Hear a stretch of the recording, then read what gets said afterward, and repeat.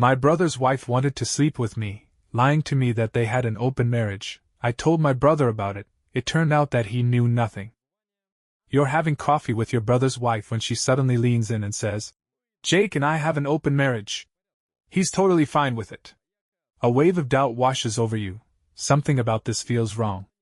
Later, when you bring it up to your brother, he has no idea what you're talking about. You know that feeling when something just doesn't sit right, but you can't quite put your finger on it. That's how I always felt about my brother's wife, Laura, 31F. I'm 29M, and my brother, Jake, is 34M. We've always been close, closer than most siblings, really. He practically raised me after our parents passed when we were teenagers, so my loyalty to him runs deep. Laura was always weird around me. Too friendly. Too touchy. At first, I chalked it up to her being an affectionate person. But over the years, there were little things, comments about how handsome I'd become, lingering looks when Jake wasn't paying attention, and jokes that felt just a bit too flirty. I brushed it off, thinking maybe I was reading into things too much. Then, out of nowhere, she invited me to a coffee shop. It wasn't unusual for us to talk here and there, but we had never once hung out alone. I hesitated before accepting, but curiosity got the best of me. I had no idea that coffee date would turn my world upside down. I arrived at the cafe, still unsure why Laura had invited me. She greeted me with an enthusiasm that felt a little too warm, as if we were longtime friends rather than in-laws who only exchanged polite conversation at family gatherings. After ordering drinks, she wasted no time steering the conversation in a direction I hadn't expected. She mentioned that she had been thinking about me a lot lately, her tone light but deliberate. Then, as if it were the most natural thing in the world, she explained that she and Jake had an open marriage, an agreement where she was free to see other people, and he was supposedly fine with it. I hesitated, letting her words sink in. Something about it didn't feel right. But before I could respond, she took it a step further, suggesting that she and I should take advantage of this arrangement. The implication hit me. I barely managed to keep my composure, gripping my coffee cup a little tighter. Was she seriously coming on to me? For a moment I thought I had misheard her. There was no way she had just said that, not to me, her husband's brother. But the expectant look on her face told me she was completely serious. I set my cup down carefully, choosing my words. I told her that whatever arrangement she and Jake supposedly had was none of my business, but I wanted no part of it. It didn't matter if Jake was fine with it or not. This was crossing a line I had no intention of stepping over. Laura didn't seem fazed by my response. Instead, she acted as if she had anticipated my hesitation. She reassured me that there were no secrets between her and Jake, that this was something they had talked about, something normal in their relationship. She even implied that Jake wouldn't mind if it were me. That was when the unease turned into something heavier, something colder. There was no way my brother would be okay with this. I knew him too well. I pushed back my chair, signaling that the conversation was over. I told her, as plainly as I could, that I wasn't interested and that this needed to stop right there. For the first time since I had arrived, her confidence wavered. But it wasn't embarrassment or regret in her expression. It was something closer to frustration, like she hadn't expected me to say no. Leaving the cafe, I felt unsettled. The whole conversation replayed in my mind, each word making me more certain that something wasn't right. Laura had been too confident, too sure of herself. And the way she insisted that Jake knew about their so-called arrangement, it just didn't sit well with me. I knew I had to talk to my brother. This wasn't the kind of thing I could just ignore, no matter how much I wished I could. But I also knew I had to approach it carefully. If Laura had been telling the truth, then bringing it up could create a mess I wanted no part of. But if she had been lying, that possibility was what bothered me the most. When I finally saw Jake later that evening, he greeted me like always, completely unaware of the storm brewing in my head. I hesitated, considering my next words, then told him I had met up with Laura earlier that day. His casual expression didn't change, until I mentioned why she had asked me to meet. The second I said that Laura had suggested they had an open marriage, the air shifted. His face went rigid, the easygoing demeanor he always carried disappearing in an instant. He stared at me, not saying a word at first, as if trying to process what I had just told him. Then, his response confirmed everything I had feared. He had no idea what I was talking about. For a second, Jake just stood there, staring at me like I had spoken a foreign language. Then, He let out a short, humorless laugh, one of those reactions people have when they're trying to process something too absurd to believe. He asked me to repeat myself, as if he had misheard me. So I did. I told him exactly what Laura had said at the cafe, how she claimed they had an open marriage, how she had implied that he would be fine with her and me being together. I kept my voice calm, straightforward, careful not to exaggerate or leave anything out. By the time I finished, his whole expression had darkened. His jaw clenched, his fists tightened at his sides, and I could see the moment his disbelief turned into something else: anger, betrayal, maybe even hurt.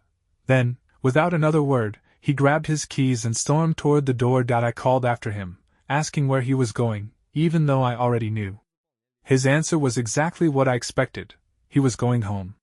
To confront his wife.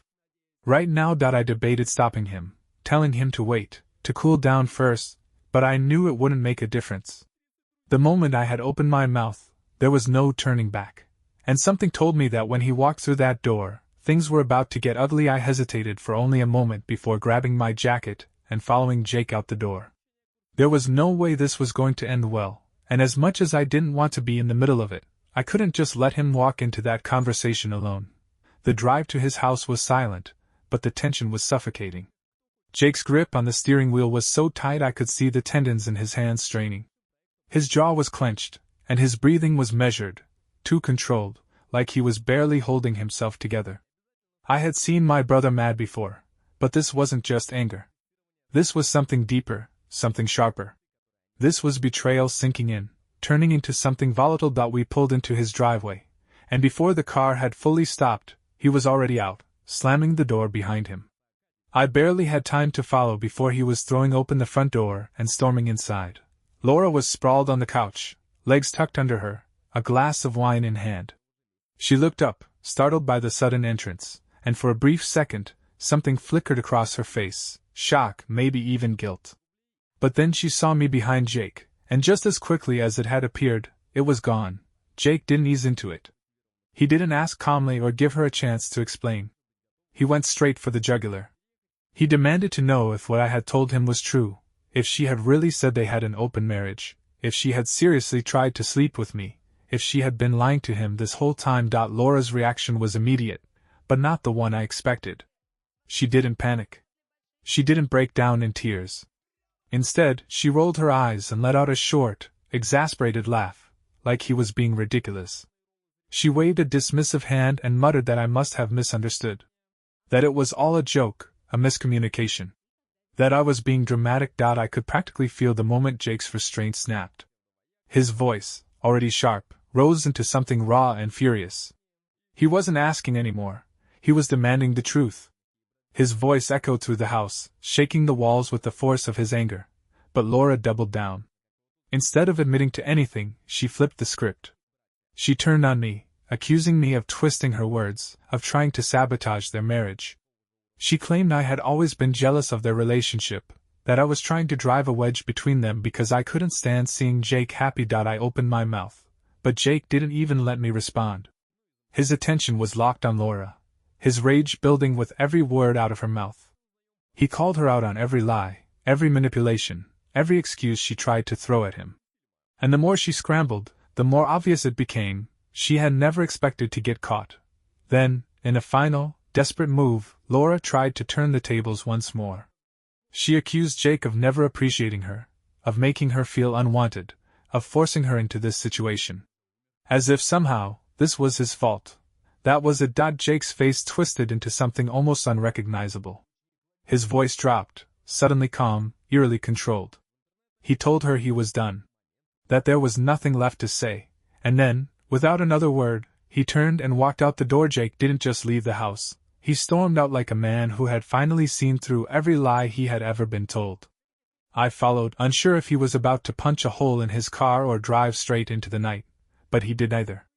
Instead, he stopped at the end of the driveway, hands on his hips, his entire body shaking with the weight of what had just happened.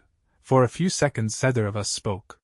The only sound was the faint hum of the streetlights, and the distant murmur of cars passing by. I could tell he was trying to collect himself, to push back the tidal wave of emotions clawing their way to the surface. Then, finally, he exhaled sharply, muttering that he should have seen this coming. That the signs had been there, but he had ignored them. I told him that none of this was his fault. That he had trusted his wife, like any husband should, and that Laura's betrayal was on her, not him. But he just shook his head, running a hand over his face, looking utterly exhausted, and then, right on cue, Laura came bursting out of the house. She wasn't crying. She wasn't apologizing. She was furious. She shouted after Jake, demanding that he come back inside, that they talk about this like adults. But her voice wasn't pleading, it was defensive, laced with anger and desperation.